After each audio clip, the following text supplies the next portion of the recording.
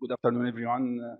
Thank you for the organizing committee for inviting me for this talk. Actually, in the beginning, I raised my white flag. I didn't want to make it as a winner and losers. It's like a discussion to know the goodness of both techniques and how achieve this or reflect this about our surgical outcome. It's very important to know about the basic basis of a choice, limit of indication, and what is the benefit and why. It's very important to know about what you use, the familiarity of the techniques, feasibility, and how you're understanding the surgical technique and the anatomical background. And it's very important to have a plan B, or you have a one backup at least for all indication of knee deformity. John Insole, when he did the concept about the mechanical alignment, he cut the femur on perpendicular to the mechanical axis about 5 to 6 degrees, and to equalize flexion and extension gap, he need to do some tissue ligament release. And actually, there is a lot of current positives for mechanical alignment. It's all implants in the market are supporting the mechanical alignment. It's suitable for most of the indication of the knee, mild, moderate, and severe varus. And also, it's a very good starting point for the junior surgeon doctors to start with it. And there is a big rotation about the instrumentation to make it fine and easy tuning. But there is a problem about it's not a patient-specific alignment. It's a change of the ligament morphology or tissue envelope around the knee, which impact on the isometry of the ligaments. So a lot of paper is speaking about the causes of failure of the total knee arthroplasty, and most of them are speaking about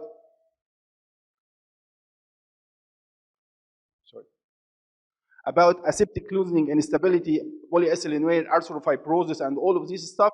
And actually, my belief, it's not a malalignment issue. It's related also to the surgical techniques. This is the third time to see about the patient dissatisfaction after total knee arthroplasty. It's about 20% of patients are not satisfied. But my belief, it's not a mechanical alignment problems. It's a multifactorial related to surgical technique, stiffness, and swelling, and all of this stuff.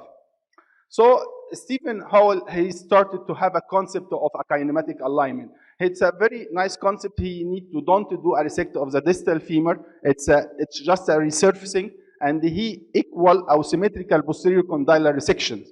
And this is a very crucial because he need to balance a knee with only one single cut for the tibia. But the beauty of this technique is there is no ligament release. But actually, I have the problem about this concept. If you don't have any tissue release, the problem is, can you balance your knee only by one single cut for the tibia? It's balanced in the crural and the sagittal planes. Actually, can this be done by manual instrumentation? I think Stephen Howell, he published a lot of papers about manual instrumentation, but it's a need and aids, need robotic navigation and all of this stuff. So which way to go, kinematic or mechanical?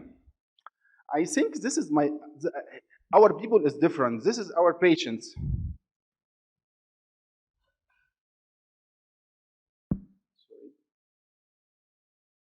Like this guy is a fixed varus, or this lady is 65 years old with a lateral thrust, and this lady, she about 5 years is walking that it's kneeling on her knees.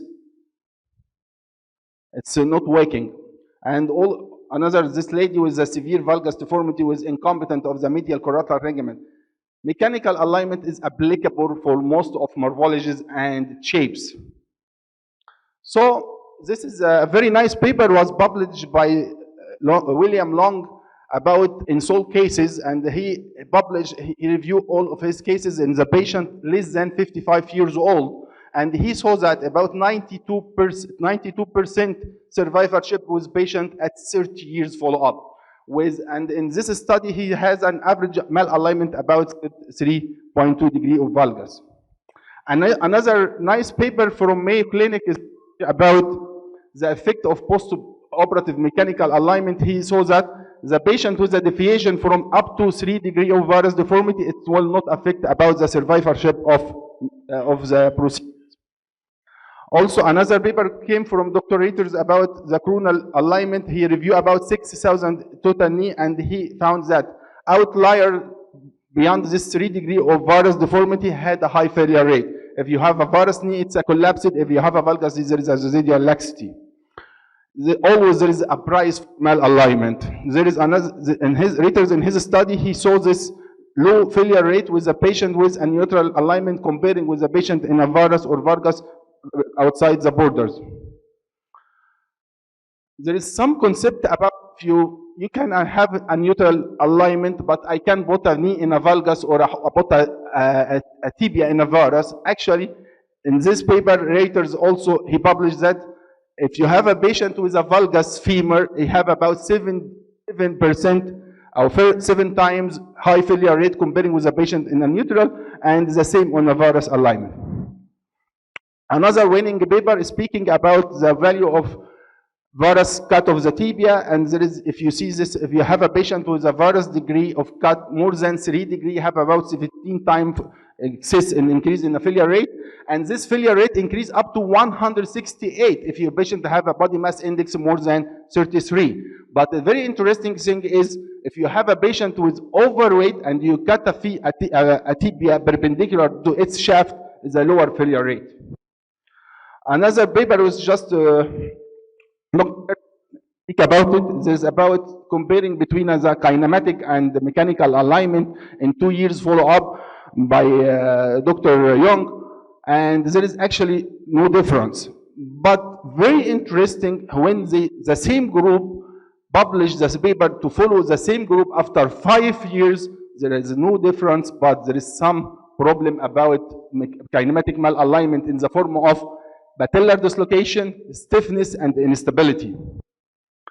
Another paper from McEwen, who had this paper, who used a computer-assisted kinematic to compare between kinematic and the mechanical alignment. There is actually no difference except the patient with kinematic is preferred the kinematic, but actually patient could not tell what is the difference in all.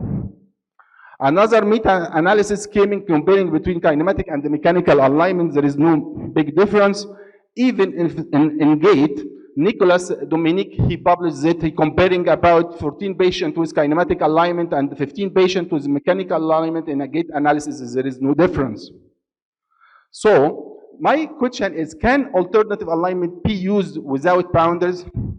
A very recent paper published about the kinematic alignment in the Journal of Arthroplasty by Joe Chen about if there is any boundaries for a kinematic alignment, can it be done without any boundaries? In his study, the objective is what is the tibial cut angle needed to balance his knee. If you have a high varus, you need a high tibia cut to balance your knees. If there is need to balance knee inflection and extension, what is the result of whole alignment? He reviewed about 700 intraoperative robotic knees, and his implication. After femoral resurfacing, tibia varus is dependent on the coronal deformity. If you have a high varus knee, you have a high tibia cut. And less than 50% of knee can be balanced with tibia resection about 3 degrees, and 85% of patient can be balanced with degree about 5 degrees. And there is, as Dr. Hirschman said, about there is significant number of knees have a medial laxity more than lateral laxity inflection, and this technique will be adjustment. What about the concern and limitation of kinematic alignment? I have a concern about the address of coronal malalignment, sagittal plane, how to quantify in a patient with severe deformity, how to quantify articular erosion in severe cases, and where concern on the polyethylene with varus degree more than 6 degrees.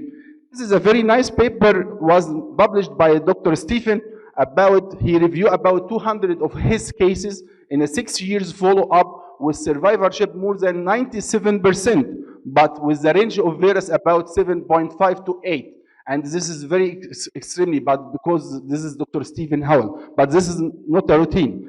So another paper speaking about the kinematically alignment total knee arthroplasty with stress on the medial side, and he refused that patient with moderate to severe varus knee is not applicable for kinematic because high stresses on the medial side which leading to collapse. Also, I have a concern about pre-existing patellofemoral subluxation and impact of ACL and BCL deficiency, patient with severe valgus deformity, polyethylene wear. Sorry.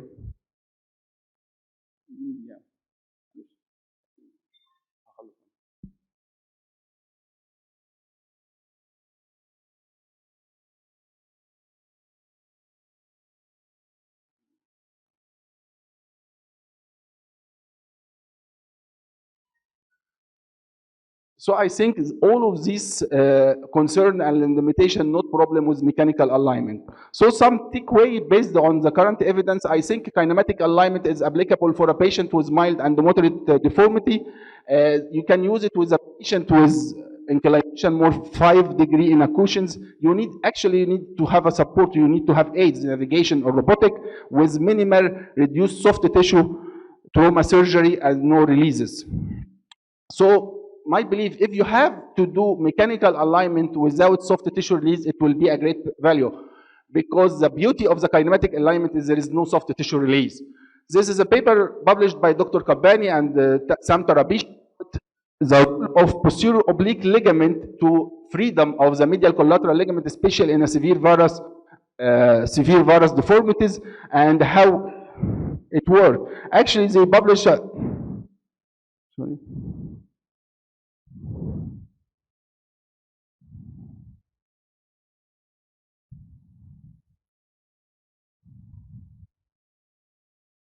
They free the posterior oblique ligament, which is tethering the medial collateral ligament, and free the medial collateral ligament, and even in the severe deformity, it's working.